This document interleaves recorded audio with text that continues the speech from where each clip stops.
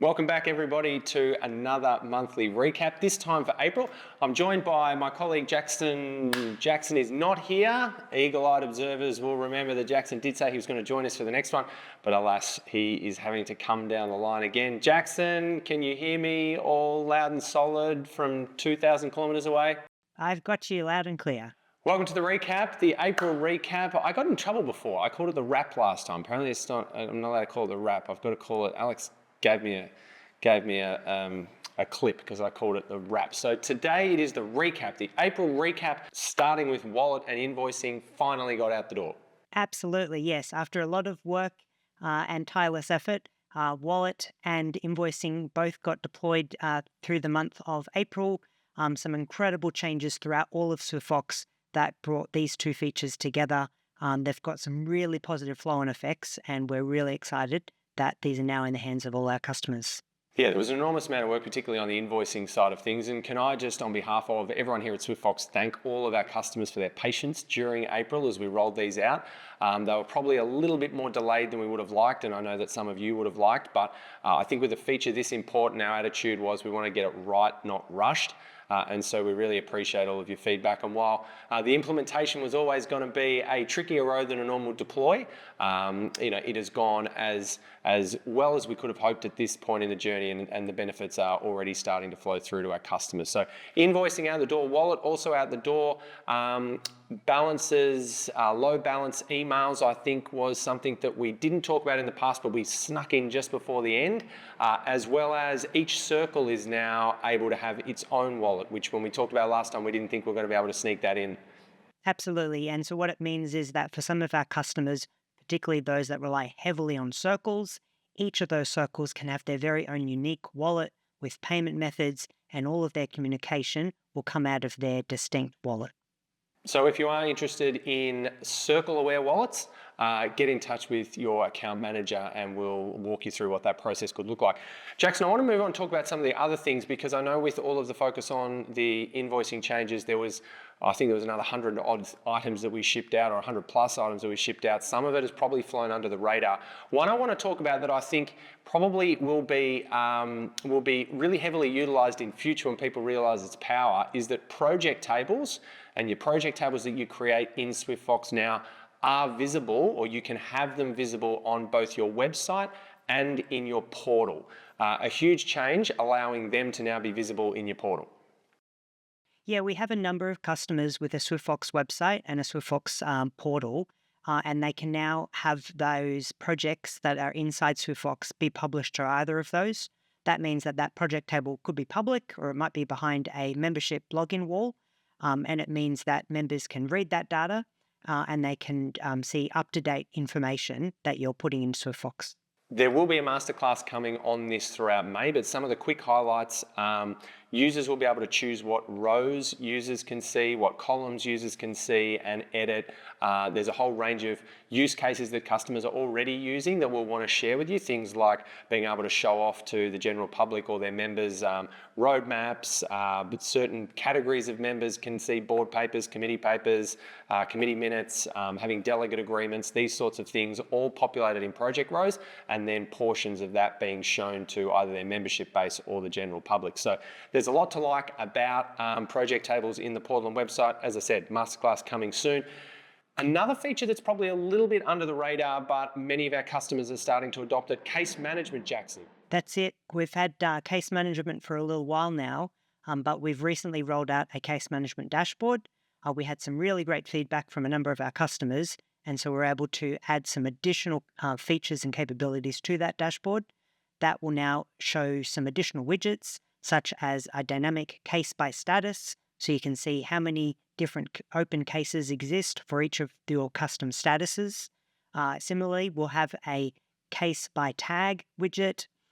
You'll now be able to filter the case dashboard by custom fields, on cases, and any assigned users. And finally, the recent cases table can now show any case custom fields. So really bringing all of those cases into a single place, allowing you to see some analytics, some statistics, and add filters on all of that. Again, another plug for upcoming masterclasses. We're going to have an upcoming masterclass on case management. We released it probably about 6-8 months ago now, and since then it's just continued to get enhancements after enhancements after enhancements. And it's a bit like seeing your children grow up. It kind of, you wake up one day and you go, wow, where did it get that big? So we're going to just do a masterclass to recap everything we've done over the last 6 to 8 months in case management.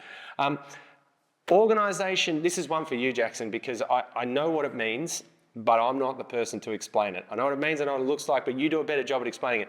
Organisation hierarchy can now be visualised in an action centre. So some of our customers have a big long list of organizations that they keep track of in SwiftFox, and they've gone to the extra effort of adding hierarchy to those organizations. They might have branches and sub-branches. They might have parent and children.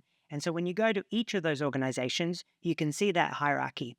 Well, we now have a new option in Action Centers to be able to visualize your whole hierarchy of organizations. You can scroll easily down that whole list, see all of the collapsible parent and children. You can search on it and have such easy access to all your organizations. So that's some of our bigger items. There was a fair bit in there. Let's sweep through now a lot of the smaller, but in some cases no less important. You can see on the screen here a list of all of the things, or an enormous amount of the things that we've released this month in this category. Jackson, have you got any highlights? So a couple worth mentioning, we have our goals and CBD feature in SwiftFox. We've recently added hours as a new trackable metric on that. So as your members and volunteers are recording activities, not only can they earn points, they can also earn hours in relation to their goals. We've also added a auto increment field to cases, just adding on to the case management features that we've added. I love a couple more. I love the custom grid design on website news and events feeds. So for our website customers, you've got your news cards and displaying SwiftFox events. On there, you can now customize those cards. That's been a very popular one. Quite a few roadmap suggestions or requests have come through from that. So your news feeds and your event feeds can now be far more on brand. And a little one, but it excites people when we tell them, Spotify is now in the email footer as well. That's one of your options that you're going to go with there too. So you can put your Spotify playlist, Jackson, in your email footer. Just in case you've got your favorite playlist and you need to tell your members about, that can now be in your email. All right, beautiful. Let's look to the future.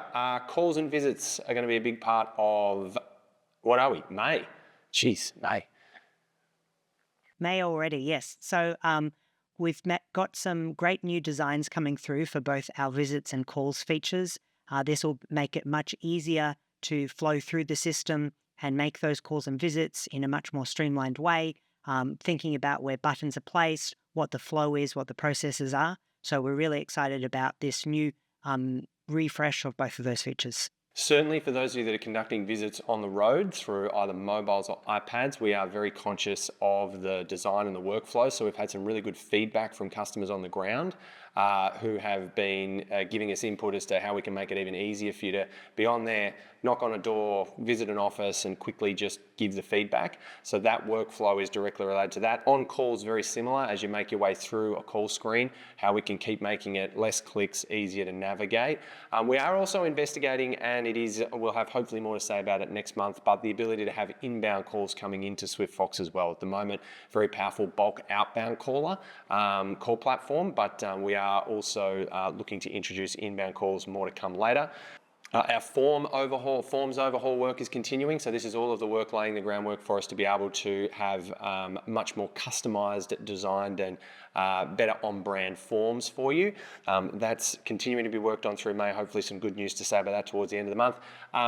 Contact restrictions though, Jackson, I want you to explain this just into a little bit of detail. There'll be a masterclass on this one too, but we're going to make it, we're probably one of the most feature-rich contact restriction platforms on the market by the time we're done. Jackson, what's it about? So already customers can hop into a record in SwiftFox and they can customize whether a specific mobile number receives text messages or whether a specific email address can receive different emails.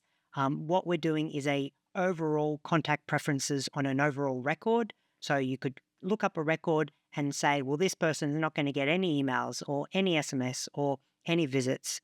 But even on top of that, you could put them on, they're not going to receive any communication at all. and that could be for a limited time range or that could be permanent. So just giving you total visibility and control over contacting different records in SwiftFox. So I just want to quickly highlight that time-based restriction. So just to reiterate, a user will be able to set a period of time, say, I don't want to speak to Jackson for the next 2 years, or Jackson's had enough of me, and so let's block him for 2 years, but I don't want to block him forever. So in 2 years, I'm going to bring him off that restricted access list. That will now be possible. That's it. Yeah, super easy, super flexible, and gives total control to all our users. All right, thanks very much, Jackson. That's where we better leave it. Thank you very much for joining us today. Thank you. I hope to be there in person next month. That would be terrific, but I won't hold my breath. For all of you users, please remember product roadmap on the website. If you've got suggestions, ideas, that's where to leave them. If you've left one there and you haven't seen it in production yet, don't despair. We're spending a lot of time over the next couple of months churning through that backlog, so stay tuned. Thank you again, and we'll see you next month for the May recap.